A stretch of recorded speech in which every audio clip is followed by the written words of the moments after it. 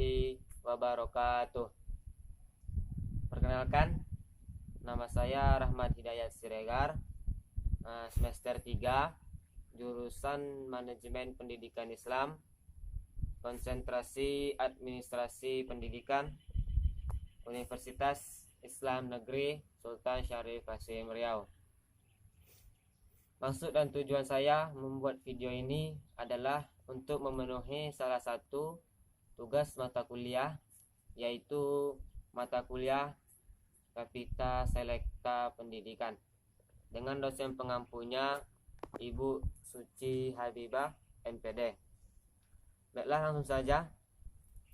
Judul materi yang akan saya jelaskan di video ini yaitu problematika akreditasi.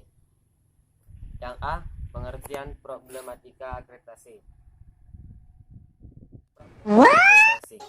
Problematika berasal dari bahasa Inggris yaitu problematic, yang artinya persoalan atau permasalahan.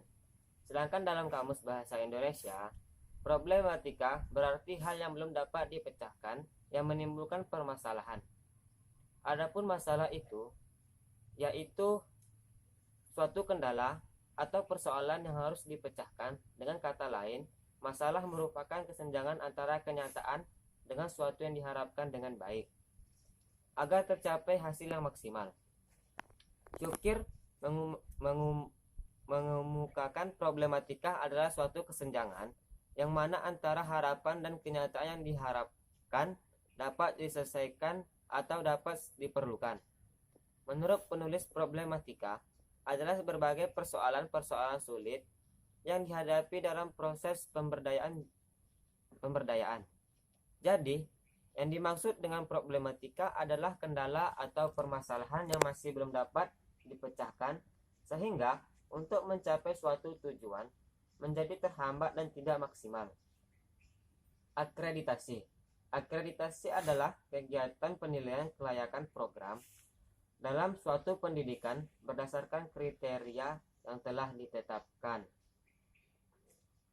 Yang selanjutnya B, peran akreditasi dalam peningkatan mutu pendidikan. Tugas dan peran kepala sekolah dalam proses akreditasi sangatlah besar, terutama dalam membangun komitmennya dan meningkatkan mutu sekolah. Melalui proses dan hasil dari akreditasi, kepala sekolah harus membuktikan kemampuannya dalam mengkoordinir berbagai kerja dengan guru dan staf sehingga dapat berpartisipasi dalam rangka peningkatan mutu sekolah yang dipimpinnya tersebut. Kepala sekolah perlu memiliki cukup kecerdasan intelektual sehingga ia dapat menjalankan tugasnya mulai dari tataran visi hingga sampai pada implementasi. Tidak hanya itu, kepala sekolah juga merupakan memiliki kecerdasan emosional dalam menghadapi berbagai tekanan dan tuntunan dari akreditasi sekolah yang tidak mudah. Sehingga untuk persiapan dalam proses dan hasil dari akreditasi sekolah tidak hanya dari persiapan fisik, tetapi juga proses pengelolaan sumber daya yang bekerja sama dengan kepala sekolah tersebut. Selanjutnya, adapun langkah-langkah pelaksanaan akreditasi yaitu yang A, melakukan persiapan dengan mengajukan permohonan serta membuat profil sekolah sesuai dengan komponen yang berlaku. Yang B, kegiatan kunjungan atau visitasi dilakukan dalam rangka klarifikasi data yang tertuang dalam instrumen atau borang akreditasi sekolah dan untuk mengetahui secara langsung kinerja sekolah di lapangan. Yang C, pada saat visitasi, asesor akan mengumpulkan data dan melakukan sedikit wawancara kepada warga sekolah ataupun lingkungan sekitar seperti komite sekolah yang saat itu hadir dalam kegiatan akreditasi yang dianggap perlu serta melakukan observasi ke berbagai sarana yang dimiliki oleh sekolah sesuai dengan materi instrumen yang telah diisi oleh sekolah sebelumnya. Yang D. Setelah proses visitasi dilaksanakan oleh asesor, BAP/S_M melakukan verifikasi hasil validasi visitasi dan penyusunan rekomendasi. Selanjutnya yang terakhir yaitu E.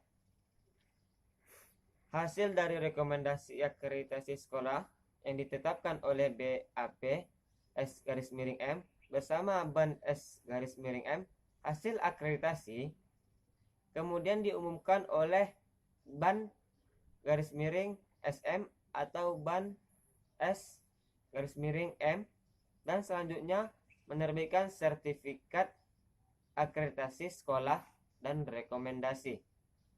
Selanjutnya yang C. Upaya peningkatan akreditasi pendidikan.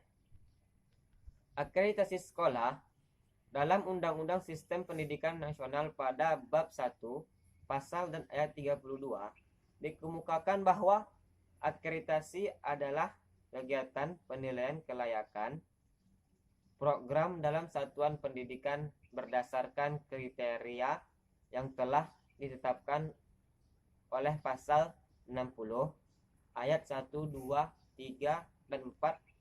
Lebih diperjelas bahwa akreditasi dilakukan untuk menentukan kelayakan program dan satuan pendidikan yang berada pada setiap jenjang, jenis, dan jalur pendidikan, maksudnya formal ataupun non-formal.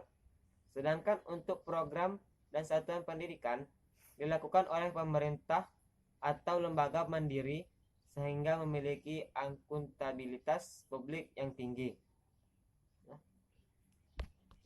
Yang dapat saya sampaikan, apabila ada kata-kata salah atau dalam penyampaian, saya duluan mohon maaf.